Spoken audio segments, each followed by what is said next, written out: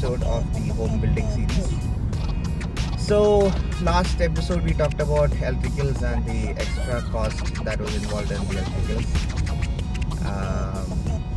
And today we will talk about plumbing. Right. So, plumbing generally starts after the plastering stage. So, after the civil work is done, after the fifth,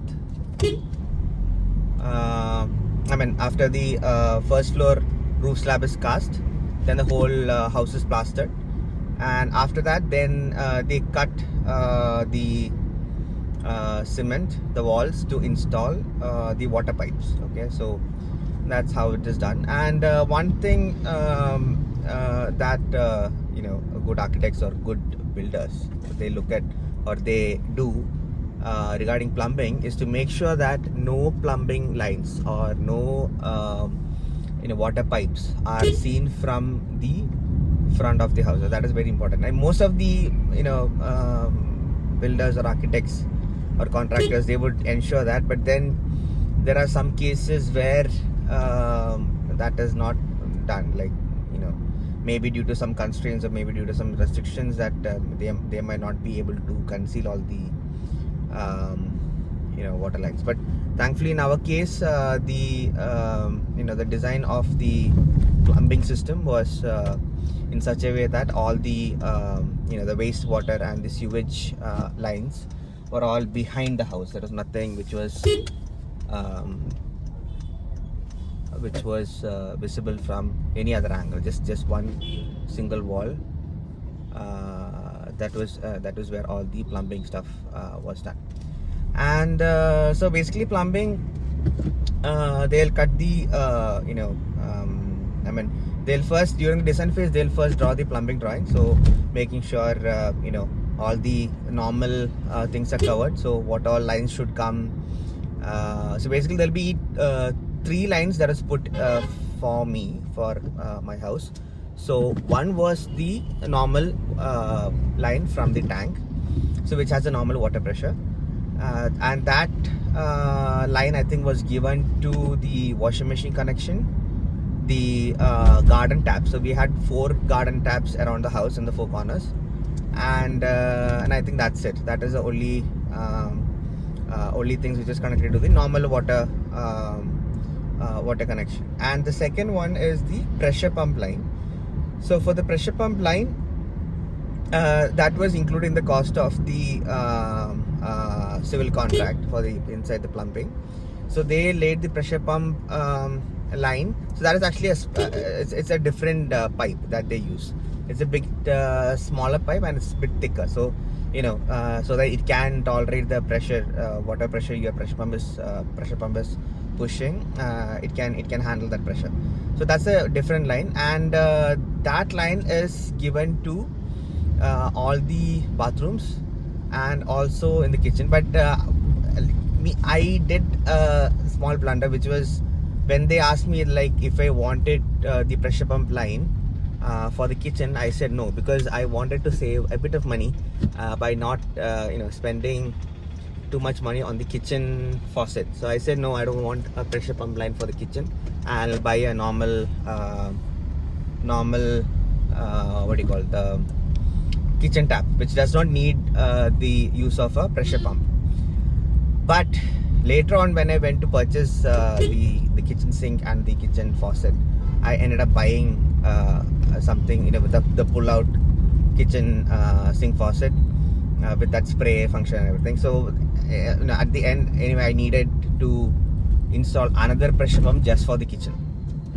And I actually forgot about this, because I had I had told them very in the initial stages that I didn't want a pressure pump line in the kitchen. But then later on, when I bought it, I was thinking that all the places should have a pressure pump line. But just because I told them that I don't want a pressure pump line, they didn't put it in the kitchen. So if you are installing a pressure pump, right, and if you are doing that, then do it for the whole house, like all 4 bathrooms and the dining room sink tap and the kitchen sink tap, right? So make sure that all these things are covered.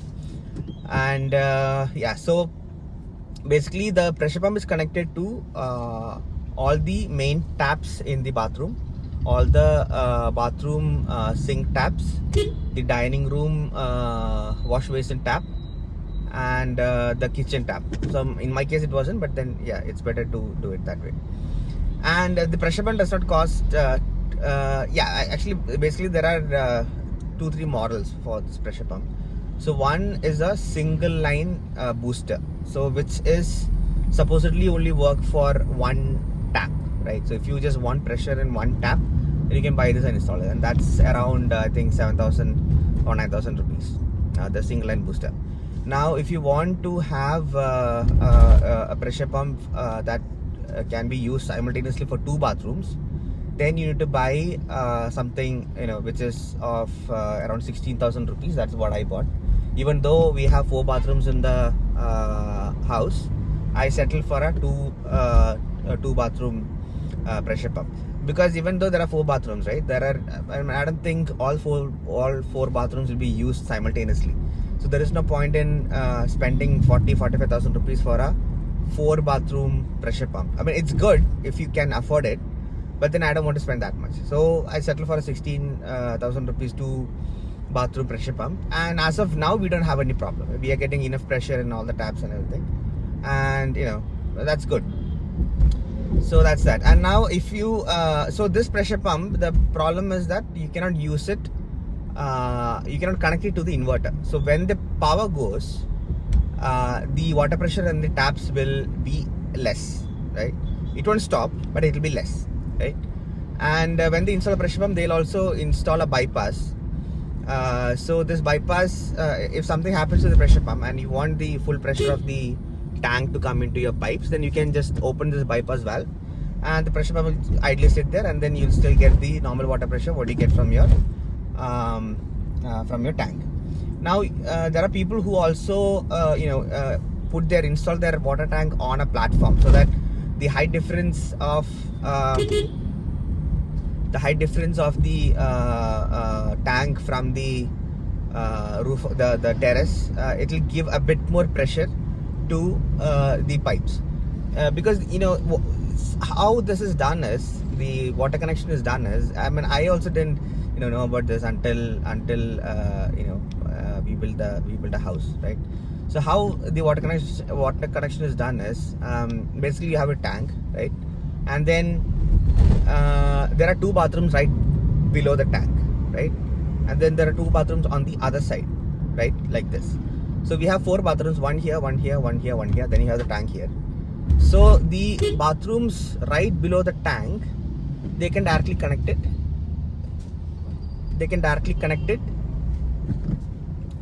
Just from the top of the tank, first bathroom, second bathroom, right?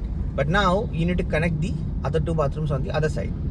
So what they did was, and actually between these 2 bathrooms there is a big there's a courtyard, so you cannot run the water lines across this courtyard. You cannot run it over the courtyard because it will be visible like that. So what they do is they put it through the ground, right? They put it so the tank, first bathroom, second bathroom, then it goes to the ground, then through the ground it goes up, the 3rd bathroom and the 4th bathroom, right? But the problem is that this 4th bathroom tap is almost at level with the water tank, right? So the water pressure in that particular bathroom will be very less, because it has to travel up against gravity to the 4th bathroom. So that is always not good. So to solve this, one solution what you can do is to install a pressure pump, or the other one is that you can install the water tank on a platform, so that it raises the height of the water tank, so that it can push more, right? Because water always stays on the same level, even if it is connected by pipe, or even if if it is in a pond or a well or whatever, like it always stays on the same level, right? So if it is connected by pipe, then again it also stays on the same level. So if you want the last bathroom to have a lot of pressure, either install a pressure pump or raise the height of your water tank, so that it can push more water to the last bathroom, right? So that was my case. Now what else? So that is basically the pipe connection and everything. So during the plastering or after the plastering, they'll cut open this the concrete or the cement, and they'll install all these lines and connect up everything, and the water tank installation happens at the very end. Okay. And they'll also connect all the septic tank lines, the sewage lines and everything. And the bathroom fittings, like all your taps and your shower heads and everything. Yeah, sorry. So the the third line. So we talked about normal line from the tank.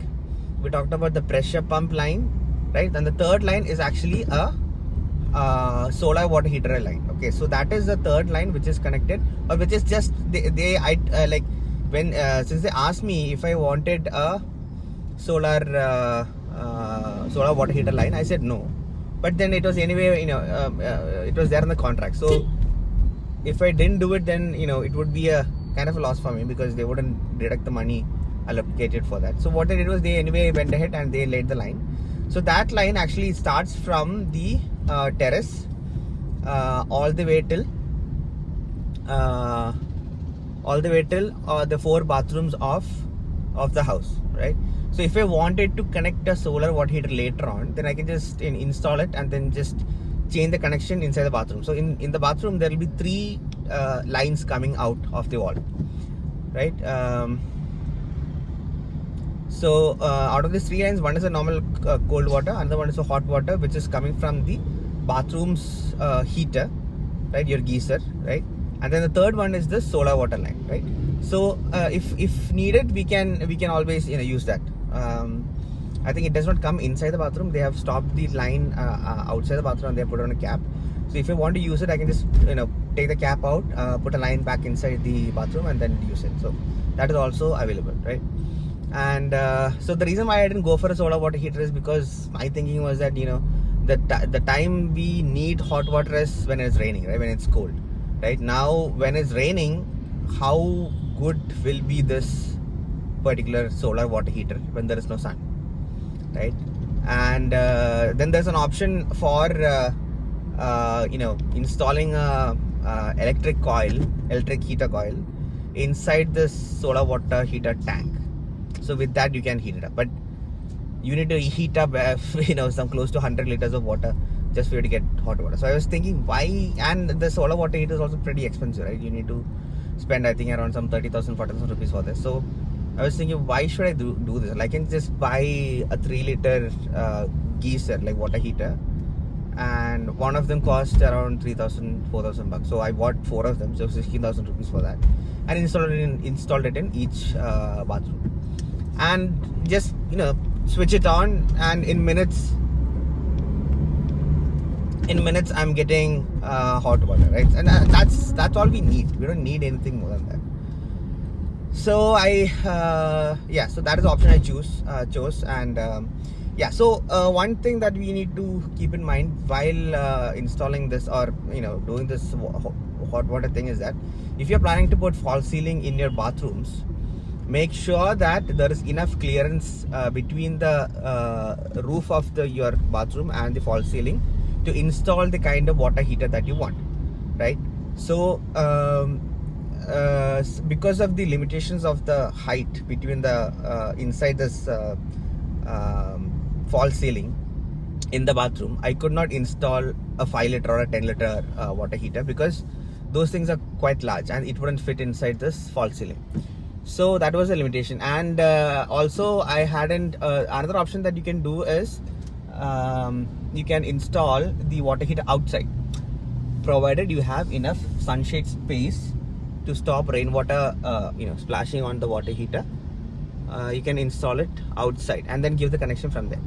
There are many, like one of my friends, when they constructed their house, they have done it like that. They have put the water heater outside, right? So in that case, you can install a big 10-liter or 15-liter water heater. Not that you'll need that much, but then some people they want it like that, right? So that's an option. And so this is one thing to keep in mind. Always make sure that your false ceiling has enough. But then again, if you're doing false ceiling in your bathroom, there is not much leeway that you have there, because see, you cannot bring the ceiling way too low, because you need to install your shower head and all those things, right? So you cannot bring it too low. So it's kind of constrained. And if you really want to install a big water heater like 10 or 15 liters, then the only option I think is for you to install it outside your bathroom and then give the connection through the wall. There is one more very expensive option, which is called heat exchanger. So this is like a big tanks, like 30 liters or 40 liters heat exchanger, which you install on the roof of your building, right? And you connect it through the line like your solar water heater, right? So same line you can connect it. Instead of a solar water heater, you can install this heat exchanger. And this heat exchanger, what it does is, it's very expensive. It's around 70,000, 80,000 bucks. But what it does is, it will ensure that you always have hot water when you open the hot water tap, right? So all these lines will be connected to the hot water. Like if you have a hot and cold tap, a diverter tap, when you open the hot section of this diverter tap, you'll always have instant hot water, right? And it will be always switched on. It is a bit expensive to run also, because it keeps on using electricity to keep the water warm. And but the thing is, if you are like, it's like the hotels, right? So in the hotel, if you go to a pretty good 5-star or 4-star hotel, you open the hot water tap, immediately you get hot water, right? So what they are doing is, they have this heat exchanger installed. And in star hotels, it's like a very big unit, a very big plant, where the hot water keeps circulating through this this network of hot water lines. And there is a heat exchanger which keeps this water warm or hot, right? And as soon as you open this tap, you get instant hot water, right? So the same thing, it can be done for a house, but it's a slightly expensive affair. If you want it, you can install it, right? So that is one thing. And other than that, extra expenses for plumbing is basically only your water heaters and basically all your fittings, bathroom fittings, right? So it's like your first thing is your kitchen sink and tap. So kitchen sink, I got a Franke one that was around, I think, 11,000 bucks. And the sink tap, I got a brand called Smack. It's a new brand in India. It's supposedly some Swedish brand. And it's pretty good. I mean, it's very very slim, very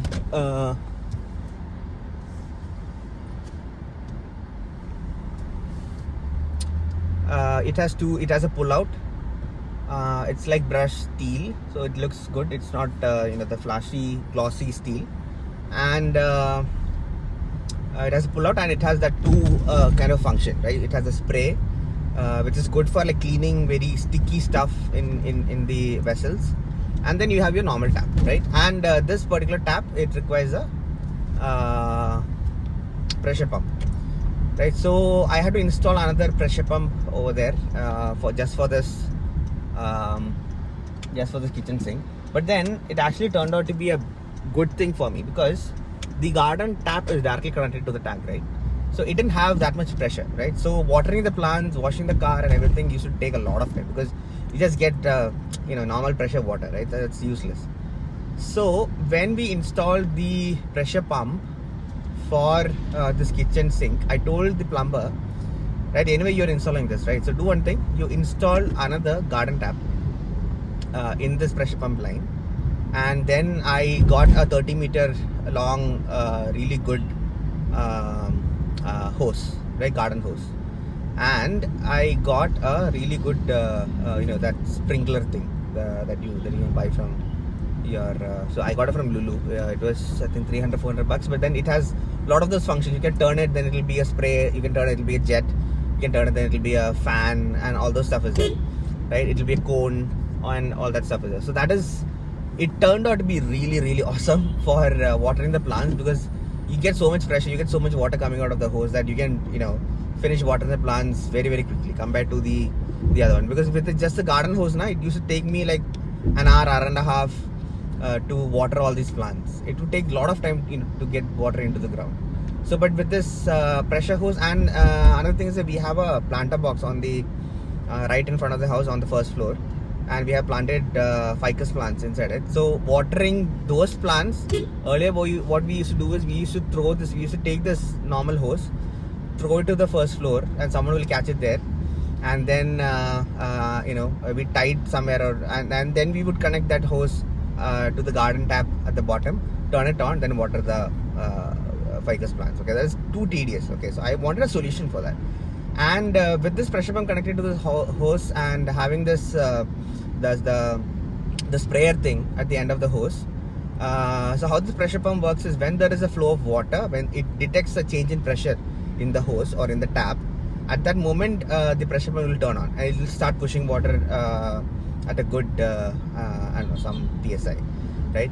And then you get a lot of water through it. So installing this this sprinkler thing, not sprinkler, what do you call that garden hose, this thing, as soon as I open the tap, I take the hose to the front, and as soon as I do this do that thing, then it pushes water with a lot of pressure through the tap, and as soon as I leave it, the pump will stop pushing, right? So that was very, very convenient for me. And washing cars now, it takes just like 10-15 minutes. The only time that it takes for me to wash the car is to actually put the car wash in a bucket and just clean the car off the dirt with a cloth, right? After that, rinsing it it does not take even like 5 minutes to do the rinsing. It has good pressure, and it's very convenient for me. So that is actually a cousin, or blessing in disguise kind of a thing. And so that is a good thing.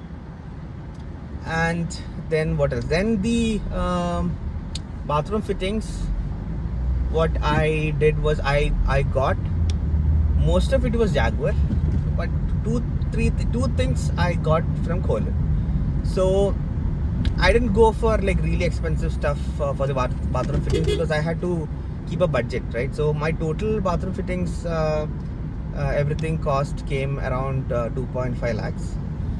So the dining room sink, I think it cost around 11 or 13,000 bucks. The tap cost around 6,000, 7,000. That was Kerovit, the dining room tap. Okay, because I couldn't. My dining room wash basin is black in color, so I wanted something dark. I don't want silver in it. So we wanted something like a brushed gold or a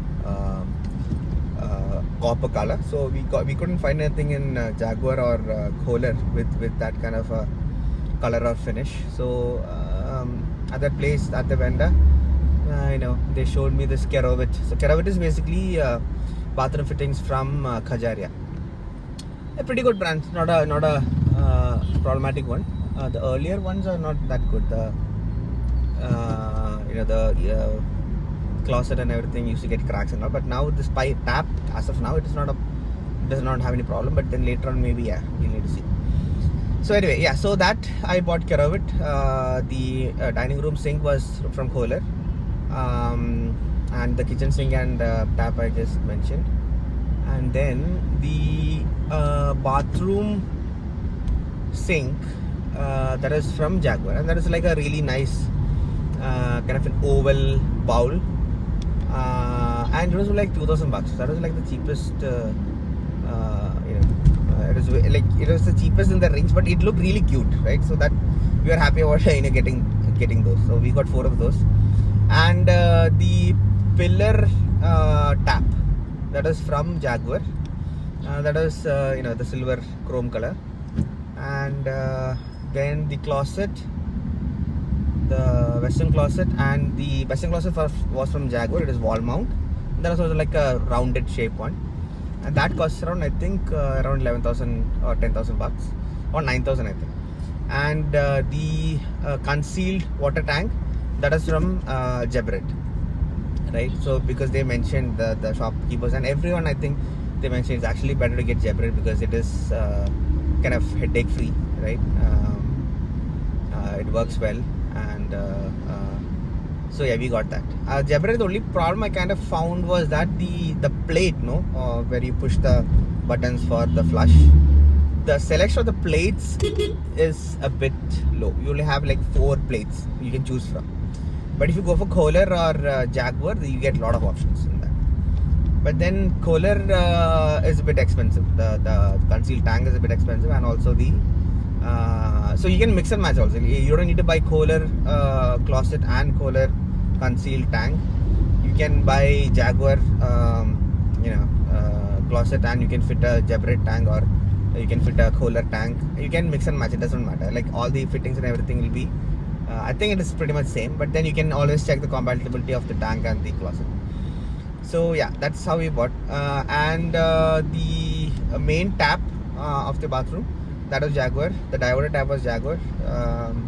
The shower head was Jaguar. So we got a 8-inch shower head, which I think is pretty good enough. If you install a pressure pump, right, you get tons of water from that. Like, taking a bath takes only like 5 minutes.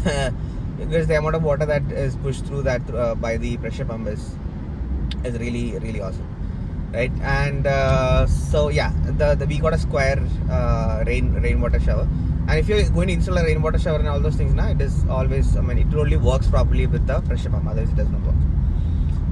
So that is that. And the diverter and the plate I think cost around 4,000 or 5,000. And the main tap is around 2,000. I'm not sure about these small prices of these things, but overall for me, the bathroom fittings overall, it cost me 2.5 lakhs excluding the including the pressure pump. Okay. And then what else? Plumbing stuff. Was there anything else that we had to do? Then you buy the stopcocks, right? The angle stopcock. So stopcock is basically the valve that you fit underneath your wash basin to turn off the water supply to the tap. So, and also you install that to your hand faucet, your health faucet. So health faucet we got Kohler because it had a push button one, and that is really a good quality one. It's lightweight, it's plastic, so it does not break, and that was recommended to us, so we just got that, and that's a good quality thing. Then what else? I guess that's it. There isn't much else that we purchased. The heater I mentioned. So heater, we got a higher 3-liter heater, which works pretty good. Anyway, it is concealed, so it doesn't matter how it looks. It went inside the false ceiling. And rainwater shower. Yeah, and another thing that we did was the shower head, or mainly when you install the shower, right, you can either install the shower arm outside this false ceiling, and then you can install shower head there, or you can run a pipe behind or above the false ceiling, and just the shower head will come through the roof, right, through the false ceiling, right. So we installed it like that. We installed it through the false ceiling, so just the shower head comes out. The arm was not needed, so it was like just a pipe that was coming in for the the PVC pipe that is coming in for the the shower head, right. So because of that, I saved around 10,000 bucks, and that is actually the reason why I went for that expensive kitchen faucet, right. So money wise I could manage it, but then again I had to spend another 9,000 bucks for the pressure pump. But again, in the end, it all turned out to be good, because then I got a really good pressure pump, and that because of the pressure pump, I could water these ficus plants on the first floor planter box very easily from the ground floor. So I can just do this, and then the water will reach all the way to the first floor. So that is actually a good thing. And yeah.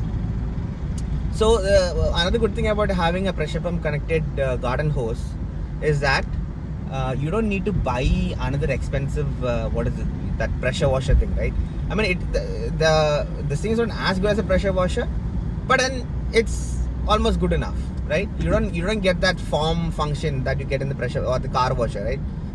Which you can connect to a maybe there's an attachment that I can buy from Amazon which will do this form thing from this this pressure washer thing. Maybe I don't know. I need to find out. So yeah, so that way it was I could also water these plants in the planter box just with this single thing, right. And then what else? So one thing about selecting your what do you call the sanitary items or bathroom fittings is that you can go, like the stuff that I bought for 2.5 lakhs, you can actually buy the same things with different brands all the way up till 10 or 15 lakhs easy, because you have these other brands called Grohe or Roka, which are like super expensive. Like we went to the Roka showroom, and one wash basin that we saw there was like really cute. It's like rounded and it went all the way to the floor. It looked really awesome, okay, and it was like in a light pink color and everything, and that wash basin alone cost around 30 or 35,000 bucks, and their closets starts at 30,000, no, 30 or 20,000 bucks, right? Like the cheapest one they could give us was like 15 just for the closet, okay, and the tank was another 15, so the total thing came about 30,000 bucks. I got my Jebret concealed water tank and the Jaguar wall mounted closet all together for the 20 or 21,000 bucks, right? So my suggestion is that when you're spending or when you're budgeting money for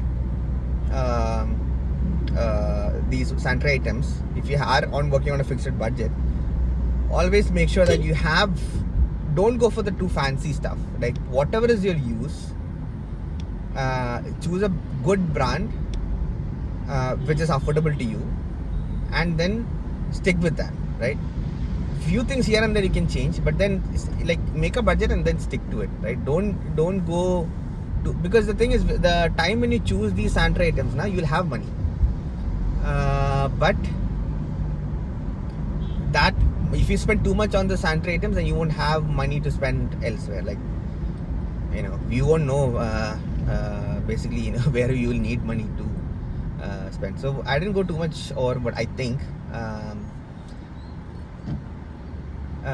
so because I didn't want to go too low, like I don't want to go for Parryware or what is it, the other one, the other brands. So I was thinking Jaguar. That's okay, that's good enough. Like overall, when you consider the budget, it's like the amount I spend on the sanitary items, it was close to, I think, 2.5% or maybe 3% of the total budget, which is okay. I think that is good enough to spend on your sanitary items, okay. Then I think that's it. Considering plumbing, I don't think so. The extra cost here in the plumbing is only the sanitary items that you buy, and the amount that the civil contractor allocates for your sanitary items, they'll deduct it from your next payment. So for me, it was around 48,800 rupees worth of sanitary items, so that they'll deduct it from your next payment. Okay, that's how that works. And other than that, I think there is no other. And fixing the pressure pump, that's some extra 8,000 bucks. I think, I'm not sure what how they calculate it, but anyway, maybe it is labor and the material required to install the pressure pump lines. I'm not sure. So that was an extra thing. But other than that, as such, there was no extra. Yeah, and another thing is that when they're installing the water wastewater pipes, right, for your sunshade, make sure that those water overflow pipes don't put water on any plants or near your lawn, because if your lawn gets too much water, then it will decay, right? So that's it for this video. So in the next video, we'll talk about flooring. All right. Thank you for watching. If you like this video, please do subscribe and like this video. Thank you. Bye.